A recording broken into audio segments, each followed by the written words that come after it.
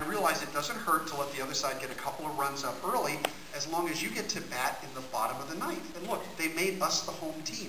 So I was very excited about that. But what actually happened after this vote for this intelligent design curriculum is the teachers refused to prepare it. They said, we took an oath as teachers in Pennsylvania never knowingly to present false information to our students. They said, this stuff is false. You should fire us if we did teach it. So what the school board did was they wrote, think of a school board doing this, they wrote their own intelligent design lesson, and then they had the assistant superintendent, the superintendent, go into the classroom to read it to the students while the teachers physically and literally stood outside in the hallway. The next morning, 11 parents went to federal court in Harrisburg. They swore out this First Amendment lawsuit against the Dover Board, arguing that one of the things the First Amendment does is it protects all Americans from the establishment of religion by an agency of government. They said this stuff is religious, it's a government agency that's putting it in our schools, and therefore it should be ruled unconstitutional. Now, why did the Dover School Board do this? Did they just have coffee one morning and say, let's teach intelligent design? The answer is no. They were sucked up in a national movement run out of Seattle, Washington, by a well-funded think tank called the Discovery Institute. The Discovery Institute publishes this book, Intelligent Design in Public School Science Curricula. This is the playbook that they were following, and it recommends, among other things, the purchase of an intelligent design textbook called Of Pandas and People. Keep that in mind, because that'll come back a little bit later. Now, you've already heard me use the term intelligent design a couple of times, so I figured I wanted to define my terms. And I would say the following.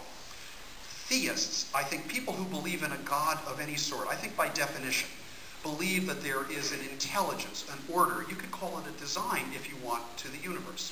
For what it's worth, that's something that I happen to believe myself. But it is not what is meant by intelligent design in this context.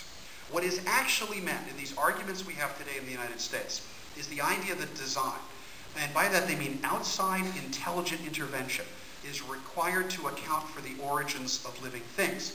And this means intelligent design isn't this kind of general philosophical proposition of meaning and purpose. It's a doctrine of special creation. And why do I call it that?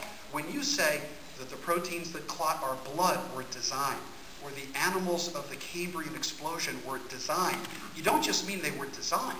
You mean they were brought into existence by a force operating outside of nature, and the word for that, of course, is in fact creation.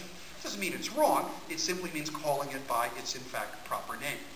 Now what happened is this case moved to trial very quickly, and for proponents of intelligent design, this was exciting, because they drew a judge, John E. Jones III, who is a lifelong Republican, was a political protege of Governor Tom Ridge, and was actually recommended for the bench by former Senator Rick Santoro of Pennsylvania, one of the most conservative members of the Senate.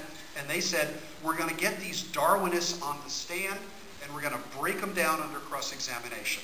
And the drawing you see here is the NBC courtroom TV sketch of a representative Darwinist, namely me, under cross-examination in the courtroom.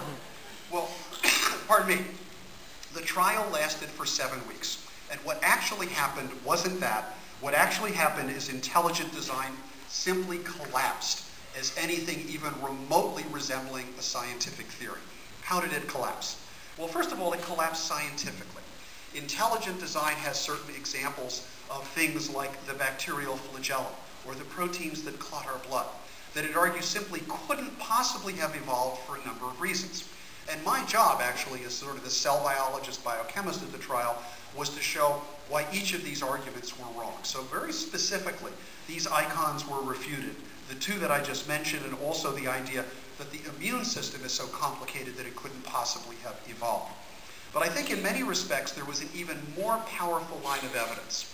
And that's the line of evidence that showed that this is really a religious idea only pretending to be science. And that's where that textbook, Pandas and People, came into play. This